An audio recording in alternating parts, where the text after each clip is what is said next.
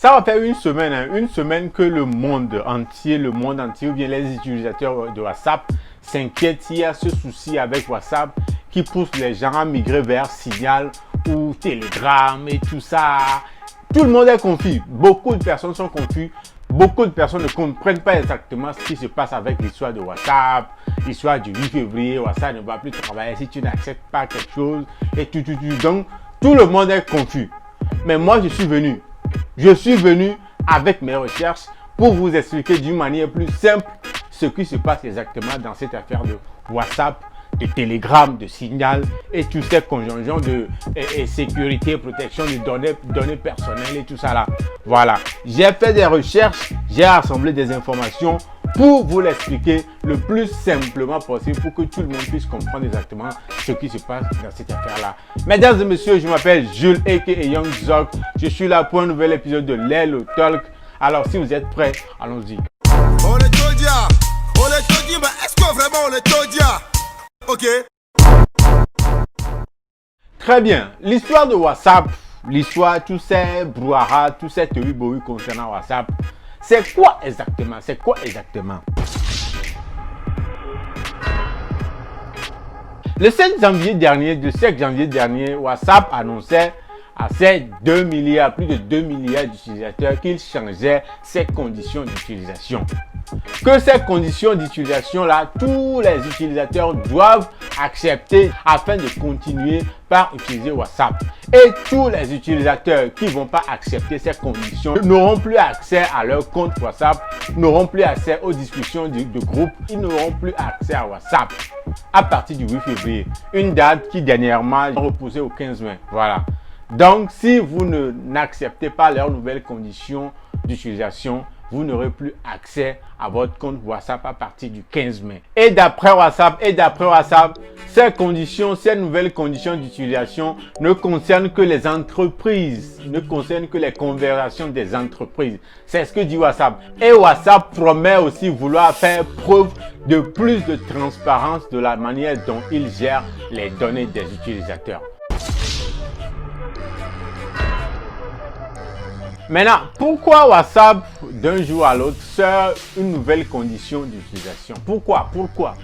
La grande question, c'est pourquoi? Effectivement, WhatsApp appartient à Facebook et le groupe Facebook tire ses profits des publicités ciblées sur Facebook et sur Instagram. Je m'explique. Le groupe Facebook tire ses grands profits, les revenus, l'argent que fait le groupe en question vient surtout des publicités ciblées sur Facebook et sur Instagram.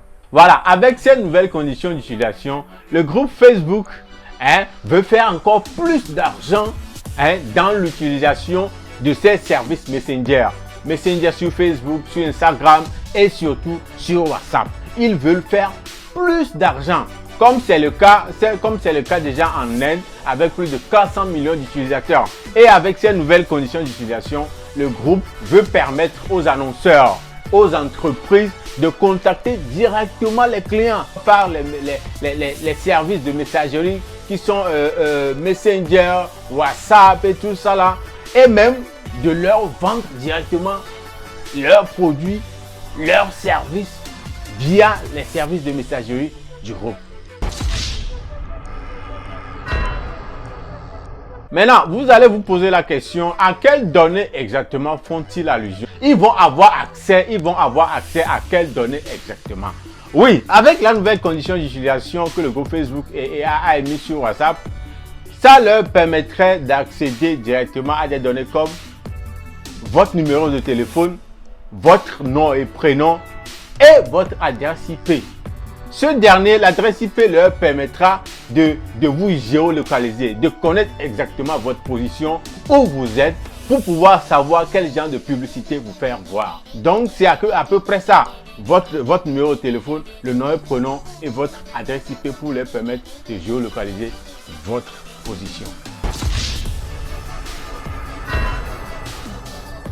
Maintenant, quelles sont les alternatives? Quelles sont d'autres applications qui peuvent valablement remplacer ce que WhatsApp nous proposait depuis. Parce qu'il est question, après tout, de protection de données, de confidentialité, de sécurité. Donc, parmi toutes les applications disponibles et en matière de sécurité, de confidentialité, de protection des données, il y a seulement deux applications qui sont en tête de liste. Il y a Signal et puis Telegram. C'est la raison pour laquelle vous allez voir beaucoup de personnes aujourd'hui avec cette affaire de WhatsApp et tout ça là, et de protection de données. Beaucoup de personnes parlent de Signal, Telegram, Signal, Telegram. Suite au mécontentement des plus de 2 milliards d'utilisateurs de WhatsApp, comme je le disais tantôt, beaucoup de personnes ont migré vers différentes applications, mais les applications les plus téléchargées aujourd'hui sont Signal qui est en tête de liste et puis suivi de Telegram. Voilà.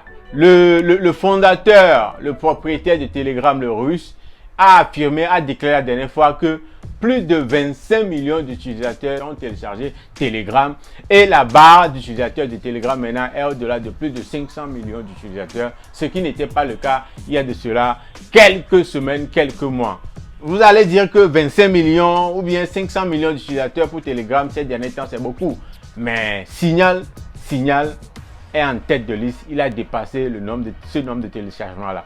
Signal, c'est l'application qui a plus profité de ce problème, de cette affaire de WhatsApp, de protection des données sur WhatsApp et tout ça là. Mais vous allez vous poser la question, comment est-ce que Signal a quoi de spécial? Signal fait quoi? Signal a quoi de plus précieux que Telegram par exemple pour être en tête de liste en matière de l'application la plus téléchargée dans cette affaire-là?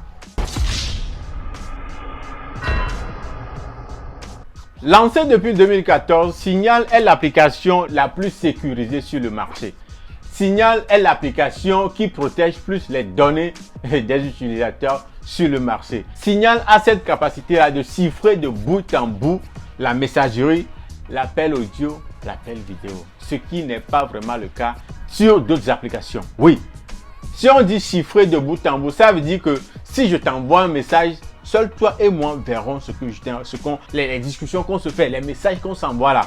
C'est seulement entre nous deux. Donc, Signal arrive à faire ça avec les messages simples, les messages textes, les messages audio ou bien les appels audio et les appels vidéo. Ça veut dire que si je t'appelle en vidéo, personne ne peut infiltrer, intercepter notre conversation. Du genre l'appel vidéo qu'on est en train de faire, quelqu'un va être quelque part et y avoir accès et regarder ce que nous sommes en train de se dire ou bien ce que nous sommes en train de s'envoyer via nos deux téléphones. Signal est vraiment adopté par tout le monde et ce depuis très longtemps par beaucoup de personnes dont le lanceur d'alerte Edward Snowden, la Commission européenne et même le patron, tout dernièrement c'est le patron de Tesla, Elon Musk, qui a confirmé, qui a conseillé, qui a recommandé l'utilisation de Signal comme étant l'application la plus sécurisée, ce qui a fait que beaucoup de personnes maintenant aujourd'hui font confiance en Signal plus que toute autre application en matière de sécurité, de confidentialité,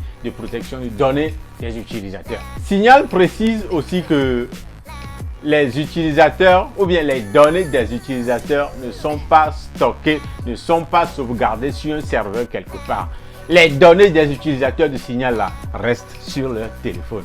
Ça veut dire que la photo qu'on se partage sur Signal, la vidéo qu'on va s'envoyer sur Signal, les messages vocaux qu'on va s'envoyer sur Signal resteront sur notre téléphone et pas sur un serveur quelque part dans un autre pays. Non, toutes les données restent sur le téléphone de l'utilisateur. Et en plus de cela, vous savez très bien que WhatsApp au départ n'appartenait pas au groupe Facebook. Oui, WhatsApp a été racheté par Mark Zuckerberg ou bien le groupe Facebook et c'est devenu la propriété de Facebook aujourd'hui qui en fait ce qu'il en veut. Mais contrairement à Signal, n'appartient à personne. Signal n'a pas d'investisseur.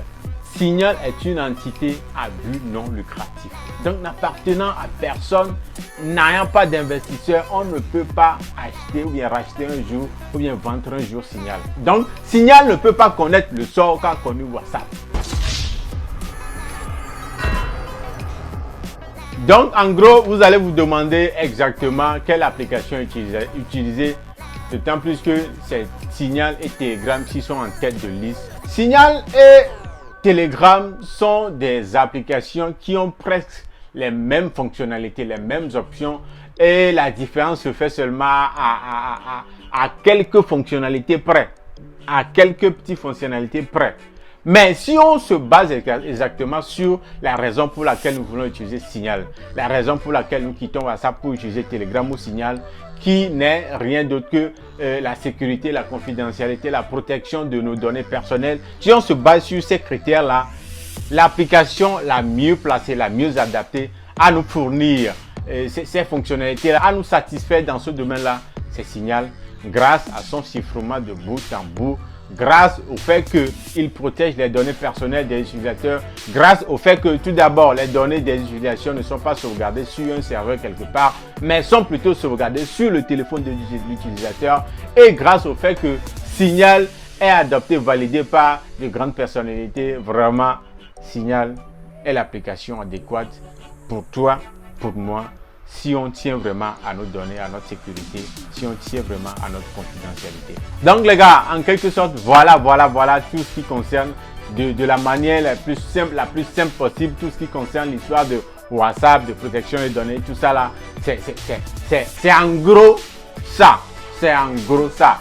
J'ai essayé à ma manière de vous l'expliquer le plus simplement possible pour que tout le monde puisse comprendre exactement ce dont il s'agit dans cette affaire-là. C'était la Lelo Talk Special Edition sur l'affaire WhatsApp.